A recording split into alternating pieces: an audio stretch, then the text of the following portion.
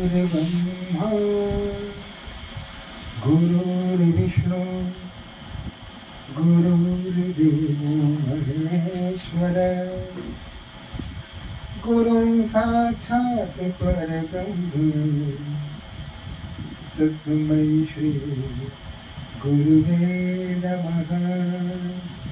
तस्मै श्री गुरुवे नमः।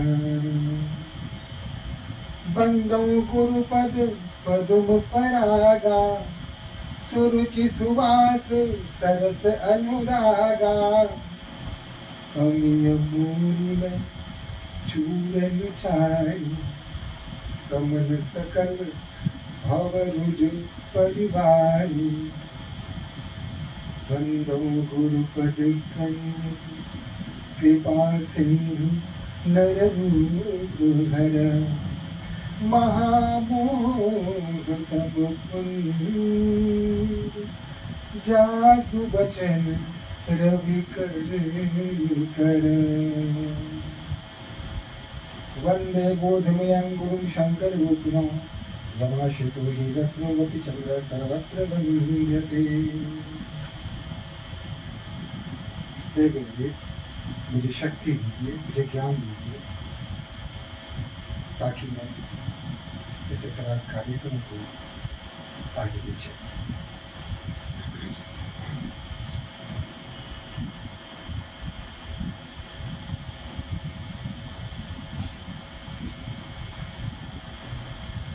भगवान शिव के लाख समझाने के पश्चात भी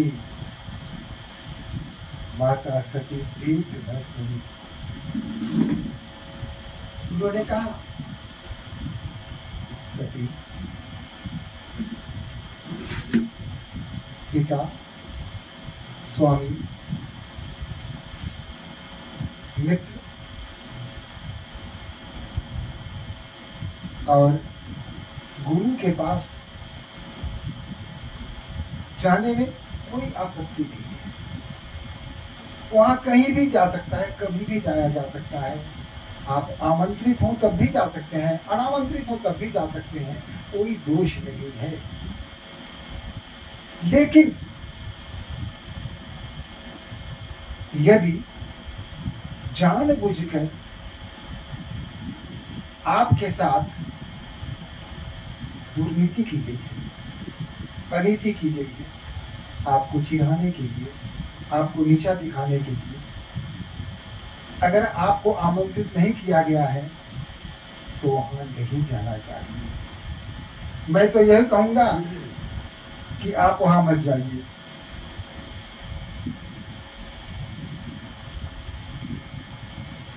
अब इस तरह की बात हो रही थी इधर,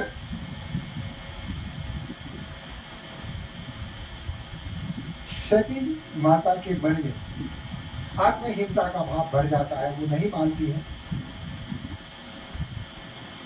तो भगवान शिव अपने कुछ दूत को उनके साथ लगा देते हैं कि ठीक है जाइए। और सती अपने पिता के घर के लिए चली जाती है।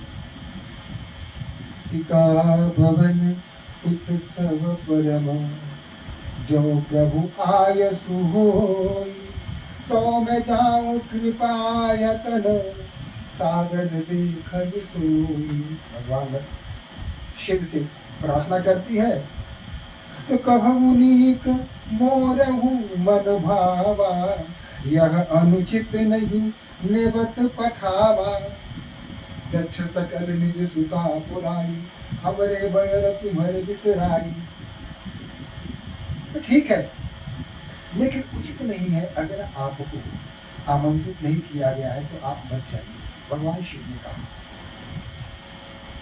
आपके पिता ने आपकी जितनी भी बहनें हैं सबको आमंत्रित दिया है, सबको आमंत्रित किया है, सबको बुला भेजा है, सारे देवताओं को, किन्नरों को, मुनियों को, ऋषियों को,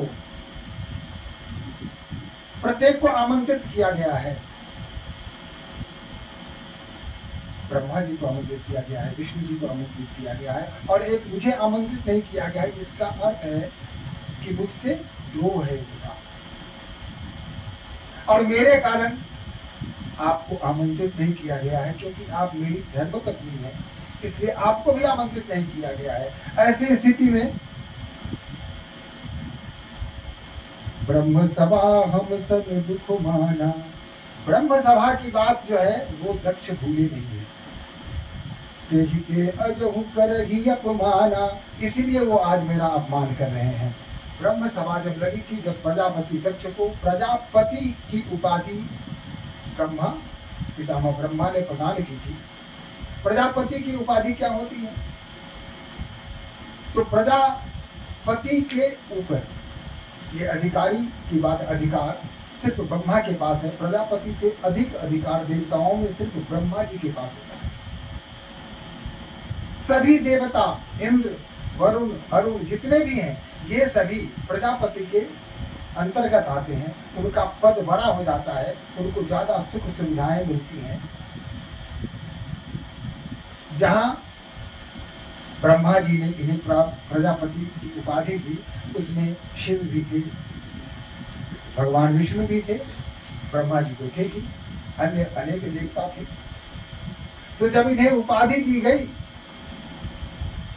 तो उस समय जितने भी देवता थे सबों ने इनकी स्तुति की, चाहे वो इंद्र हो, वरुण हो, अरुण हो, अग्नि हो, पवन हो, सूर्य हो, चंद्र हो, ये सारे देवता ये 33 कोटि, कोटि माने करोड़ नहीं, कोटि माने प्रकार, 56 प्रकार के देवता हमारे यहाँ हैं। तो कुछ लोग कहते हैं कि 56 कोटि देवता हैं, तो यह भ्रामक है, यह सत्य नहीं है। कोटि का अर्थ होता है प्रकार, यानी देवता 56 प्रकार के हैं। उनकी संख्या कितनी है वो कोई निर्धारित नहीं है। तो 33 प्रकार के देवता हमारे यहाँ हैं। तो ये सारे देवता वहां प्रस्तुत थे और सबों ने सर झुका करके दक्ष प्रजापति को नमस्कार किया, उनकी वंदना की, उनकी अभ्यर्थना की, उनका स्वागत किया। ब्रह्मा जी ने स्वागत नहीं किया, उन्होंने हाथ नहीं जोड़े, उन्होंने सर नहीं झुकाया।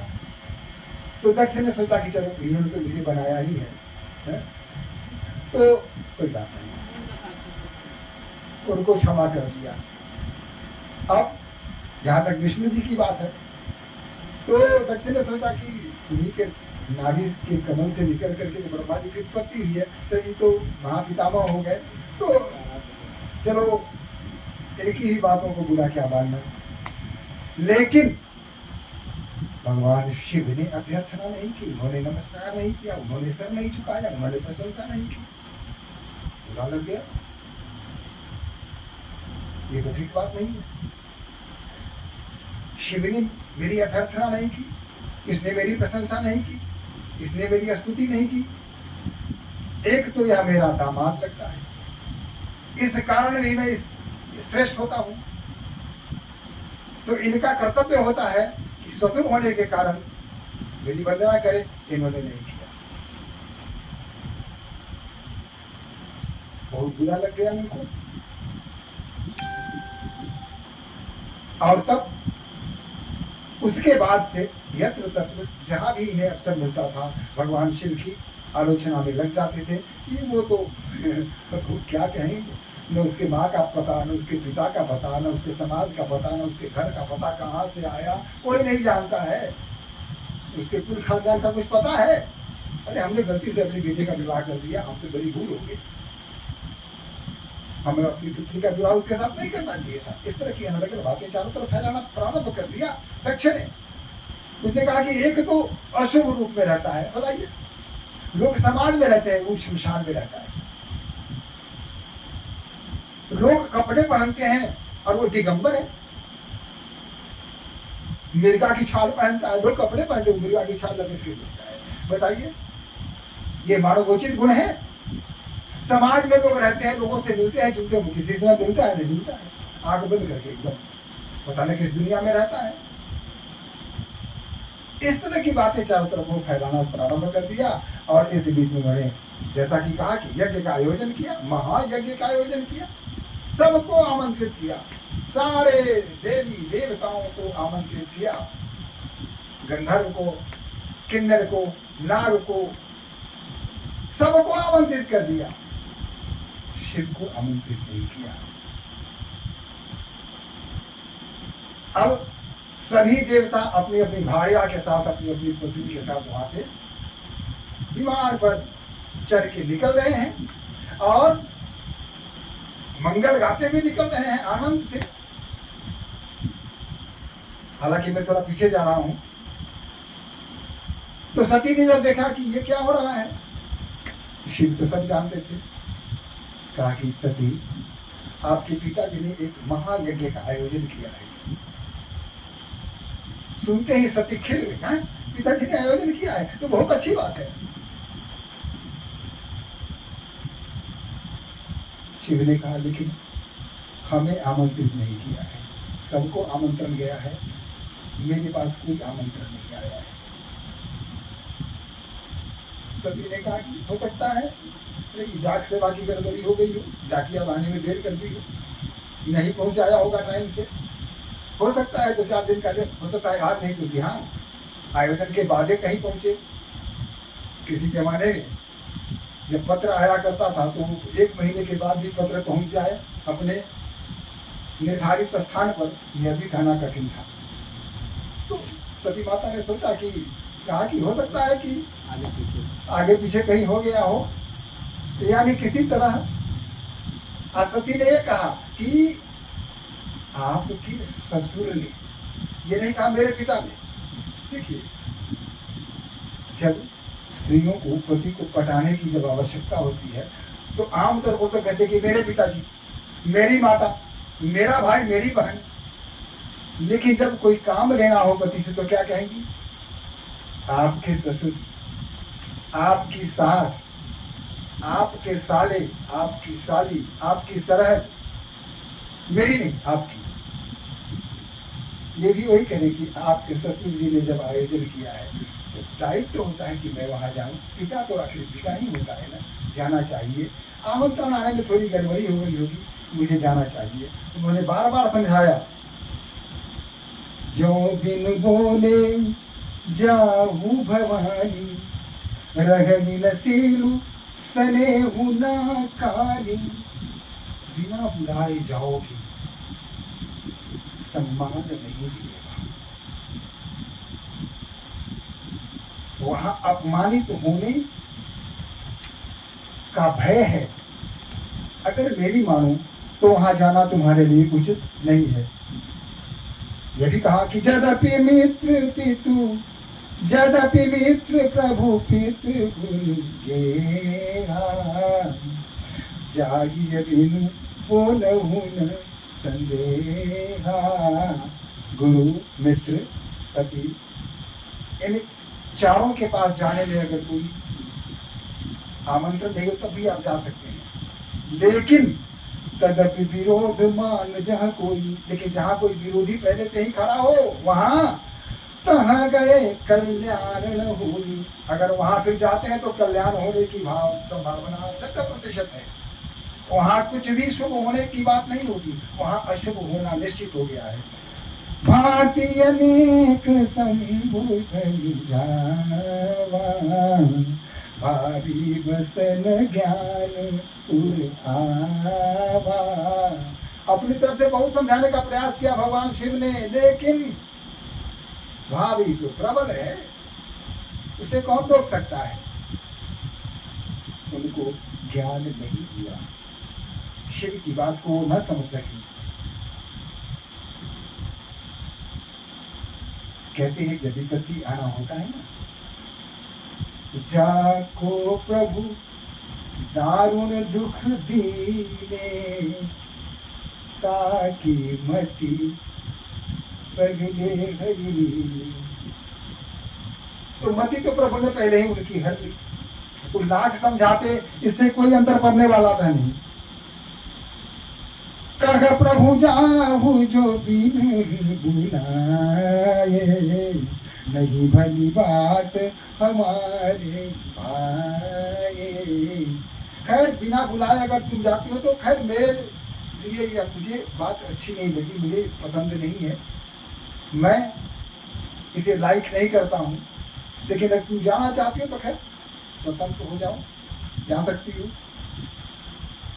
कही देखा हर जतन कहूँ रही न तच्छ कुमारी, दिए मुख्य गण संग तव विदा किन्ह त्रिपुरारी। कुछ मुख्य गण कहा कि ठीक है नहीं मानती है तो मैं जाइए, हम जबरदस्ती तो नहीं कर सकते। एक गुण जो है आमतौर पर देखेंगे पति और पत्नी, इसके बीच का जो संबंध होता है आमतौर पर यह कहा जाता है पत्नी के लिए कि पत्नी अपने पति के चरण की दासी होती है।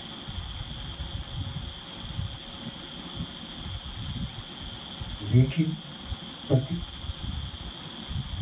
क्या पति अपनी पत्नी के चरण का दास नहीं होता?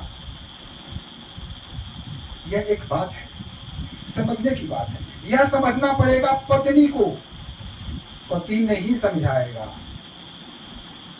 पति को परमेश्वर मान के उनके चरणों की दासी अगर मानती है तो यह उसकी मानसिकता है, उसकी सोच है, वह विचार करेगी, वह निर्णय करेगी। हम उस पर आरोपित नहीं करेंगे, हम उसे विवश नहीं करेंगे कि तुम मेरी बात मानो।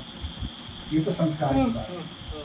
उसी प्रकार पति अगर पत्नी के चरणों का दास अपने आप को नहीं मानता है तो हम उसे भी विवश नहीं कर सकते। लेकिन भाव यहाँ है कि वह चरणों की दासी, तो आप चरणों के दास क्यों नहीं? यत्र नार्यस्तु पूज्यन्ते रमन्ते तत्र देवता। जहाँ नारियों की पूजा होती है वहीं ईश्वर का निवास होता है। जहाँ नारी का अपमान होता है वहाँ राक्षस का निवास होता है, वहाँ कटुता होती है। इसलिए हमारे यहाँ जो कन्याएं होती हैं उसके चरण की पूजा होती है, उसकी वंदना करते हैं। यह हमारी संस्कृति है, हमारा हिंदू सनातन धर्म की यह परंपरा है जिसका निर्वहन हजारों वर्षों से हो रहा है और आगे हजारों वर्षों तक चलेगा। भले ही बीच में कुछ बातें ऐसी हो जाती हैं कि लोग भ्रमित हो जाते हैं, विदेशी सभ्यता में थोड़ा रंग जाते हैं, लेकिन घूम के तो वही आना है। जैसे तेरी जहाज के पंछी तेरी जहाज पर आवे। जहाज का पंछी उड़ेगा तो कहाँ जाएगा? विस्तृत समुद्र में, फिर के उसे जहाज पर ही आना है। उसी प्रकार आप चाहे लाख उड़ान भर लें, अपने मस्तिष्क में चाहे लाख पश्चिमी सभ्यता को ठूस के भर लें, लेकिन जो संस्कार हजारों वर्षों से आपके रक्त में मिला हुआ है, आपकी आत्मा में रचा बसा है, उसको कैसे हटा सकेंगे? नहीं हटा सकेंगे। वह संस्कार आपके साथ रहेगा, आज नहीं तो कल। तो इस प्रकार माता सरस्वती, माता सती पहुंचती है यज्ञ स्थल पर। जब जाती हैं माता पहुंचती हैं, उनके पीछे पीछे गण है।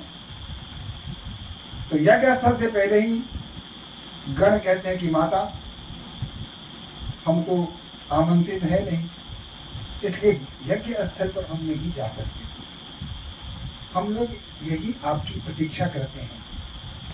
अगर कोई ऐसी बात हो, कोई संकट की बात हो, तो आप हमें बुला लेंगे, हम शीघ्र वहाँ पहुँच जाएंगे। तो जो उनके गण हैं, भगवान शिव के प्रमुख गण, वो वही रुक जाते हैं और वहाँ से माता सती अकेले ही यज्ञ स्थल की ओर बढ़ती है। अब आगे आगे बढ़ती हैं।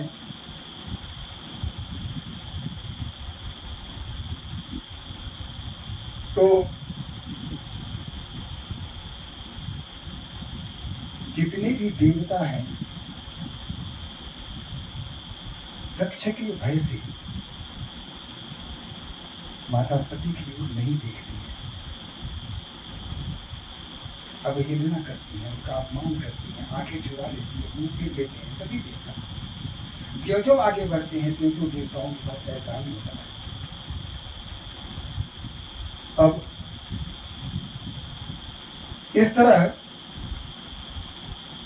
पिता भवन जब गई भवानी, दक्षतास काहू न सन्मानी।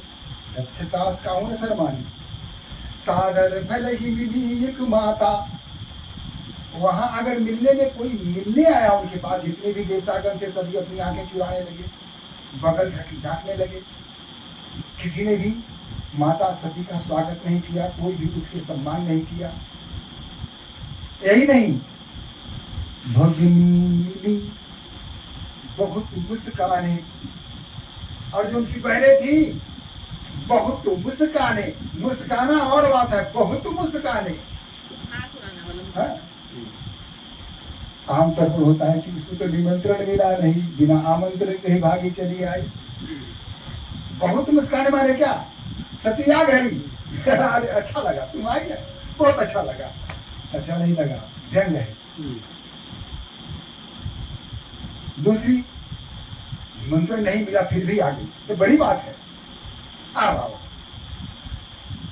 व्यंग, किसी ने कहा अरे आज तुम्हारे पति नहीं आए, उनको भी साथ ले आती, यह भी व्यंग है। पति को भी साथ लाती, अकेले आ गई, और कहाँ है? तो तीसरी ने कहा कि शमशान में बैठा होगा बेचारा, दूध नीरम आए होगा, और वो इसकी बात मानता होगा। किसी ने कहा सती कैसे आई, किस सवारी से आई, क्या विमान से आई है? पति ने कोई उत्तर नहीं दिया, वो आगे बढ़ती रही।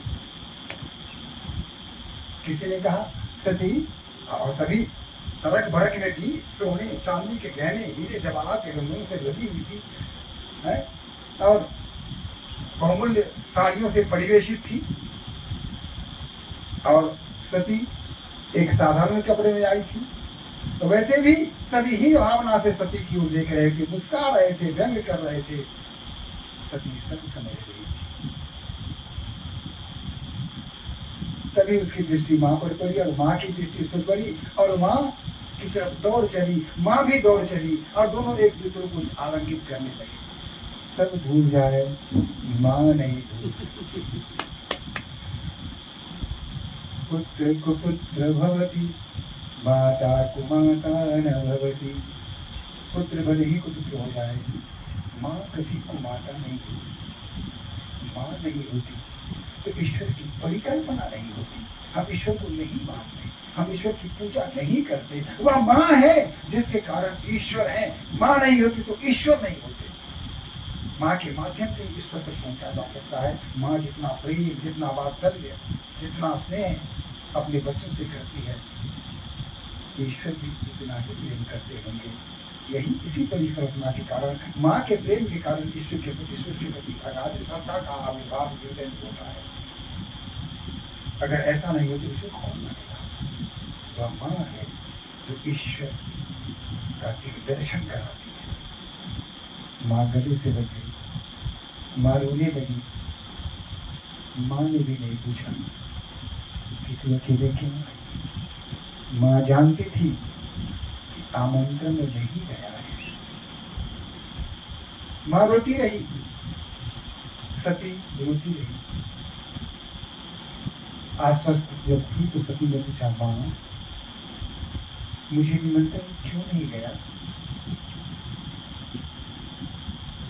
माँ की आंखें झुकाई। माँ ने कोई उत्तर नहीं दिया। माँ मैं समझ गई, तुमने यहां तक नहीं पूछा कि मेरे पति कैसे हैं, इतना तो पूछ लेती कि शिव शंभू का क्या समाचार है। तुमने उनके संबंध में एक शब्द नहीं पूछा। जबकि जब बेटी अकेली आए तो सास और ससुर पहले पूछते हैं कि हमारे दामाद जी कैसे हैं, उनका समाचार बताओ, वो क्यों नहीं आए। यह किया जाता है प्रश्न। मैं अकेली आई, माँ तुमने भी नहीं पूछा कि तुम्हारे दामाद कैसे हैं। तुमने भी नहीं पूछा कि वो क्यों नहीं आए। इसके बाद सती यज्ञ स्थल की ओर धीरे धीरे बढ़ने लगी, जहां दक्ष बैठे थे। पूजा वगैरह करने की पूरी तैयारी हो रही थी। यज्ञ प्रारंभ होने ही वाला था। वहां सती जाती है, उसने चारों तरफ देखा, कहीं भी शिव का अंश नहीं पाया, शिव का नामो निशान नहीं पाया, उनका कोई स्थान नहीं पाया। बहुत बुरा लगा।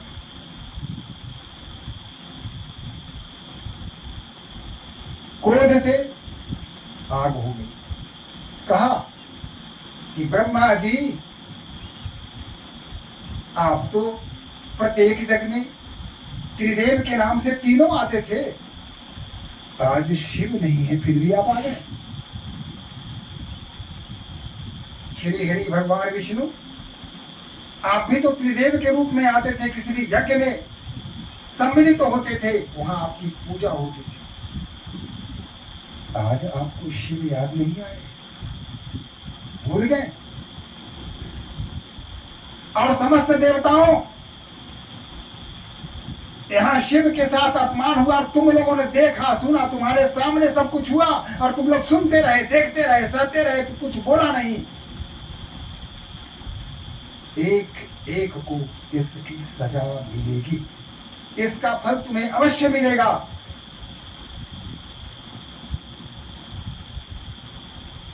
दक्ष ने कहा, तुम क्रोध मत करो, तुम इस योग्य हो ही नहीं कि हम यहां बुलाएं।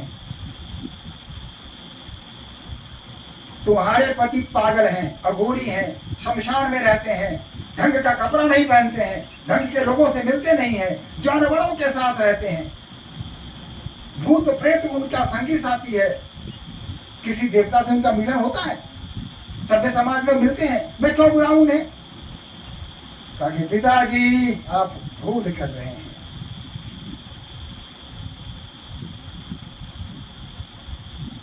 जिस गोबर से, गौ के गोबर से आपने यज्ञ मंडप को लीपा है, पोता है, पवित्र किया है, वह पशुपति नाथ के ही अंश है। वह गौ माता भी उन्हीं के यहाँ से निकली है, पशुपति है, उन्हीं के यहाँ से आया है। ये सारे कर्म कांड हैं, वो हमारे उस अवघर दाने की ही देन है। उनके बिना आप कल्पना नहीं कर सकते। अरे आपके भीतर वही है।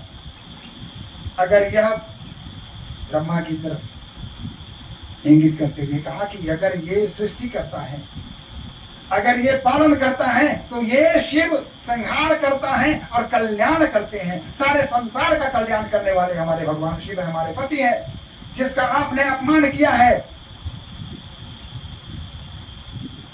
मुझे अत्यंत लज्जा आ रही है। मुझे अपने इस शरीर को देख करके, अपने इस तन को देख करके, इस तन पर लज्जा आ रही है, आत्महीनता हो रही है कि मैं आपके वीर्य से उत्पन्न हूं। अतः मैं अपने उस अंश को, उस स्वरूप को समाप्त कर दूंगी। मैं नहीं चाहूंगी कि आपका कोई भी अंश मेरे शरीर में विद्यमान हो। जिसने मेरे पति का अपमान किया, परम ब्रह्म परमात्मा शिव का अपमान किया, जिसने संसार के कल्याण का काम किया, जिसने विश्व को बचाने के लिए विष पिया, विश्व को बचाने के लिए विष का पान किया। अरे जिस गंगा जल से आप अभिषेक कर रहे हैं, चारों तरफ छिड़क रहे हैं, वो गंगा जल, वो शिव के जटा से अगर गंगा नहीं भरती तो पवित्र नहीं होती। पवित्र नहीं होती तो उससे आप यज्ञ नहीं करते। लेकिन कहां तक आप छुपोगे, कहां तक बचोगे शिव से? अब मैं बर्दाश्त नहीं कर सकती, सहन शक्ति से बाहर हो रही है। मैं अपने पति, अपने शिव, अपने भोले बाबा, गलती मेरी है कि मैंने भी उनके साथ कोई न्याय नहीं किया। मैंने भी उनकी आज्ञा की अवहेलना की, मैंने भी उनसे झूठ बोला। जब पत्नी होकर के मैंने झूठ बोला, यह मैं कैसे भूल सकती हूँ? और मुझे लगता है कि शायद इसका भी कारण आप हैं, क्योंकि मैं आपका अंश हूँ। इसलिए मैंने अपने पति शिव के साथ छल किया, उनसे झूठ बोला, उनकी आज्ञा के विरुद्ध कार्य किया। इसलिए अब इस जीवन का कोई प्रयोजन नहीं रहा। और तब हाथ जोड़ करके भगवान सच्चिदानंद से प्रार्थना करती है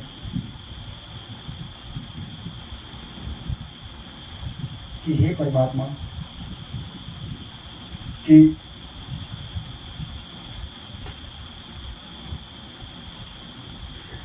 जो भी हो,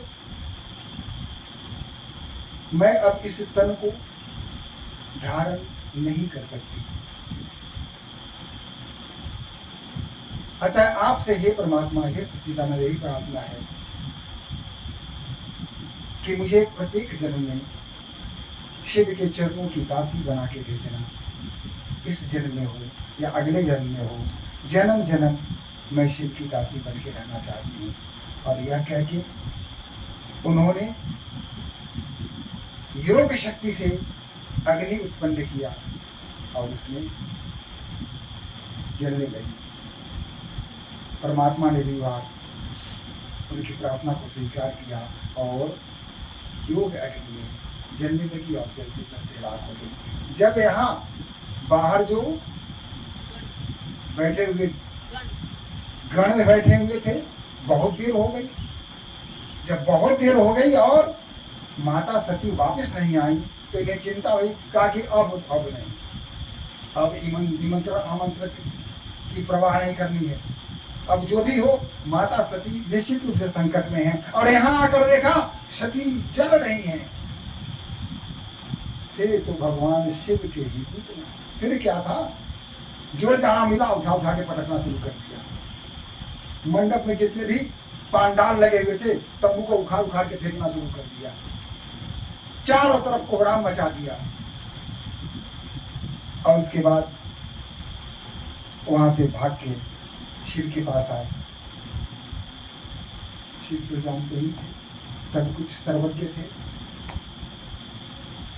लेकिन जब सती के अंत की कहानी, उसके आत्मदाह की बात जब सुनी तो भगवान शिव क्रोधित हो गए और फिर वीरभद्र नामक अपने वरिष्ठ गण को भेजा कि तुम जाओ। और वीरभद्र वहां आया,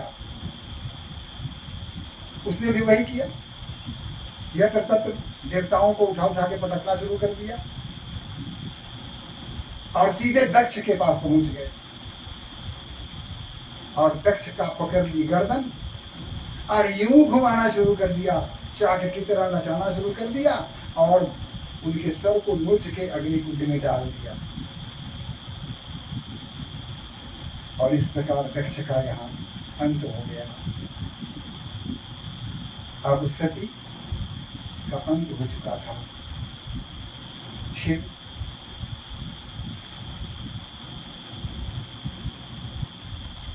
वीरा की अग्नि में जलने लगे, लेकिन फिर वही है वही जो राम रचिरा, यह सोच के फिर भगवत भजन में लग गए, राम धुन में लग गए और फिर ध्यानास्थ हो गए, समाधि में आ गए। इधर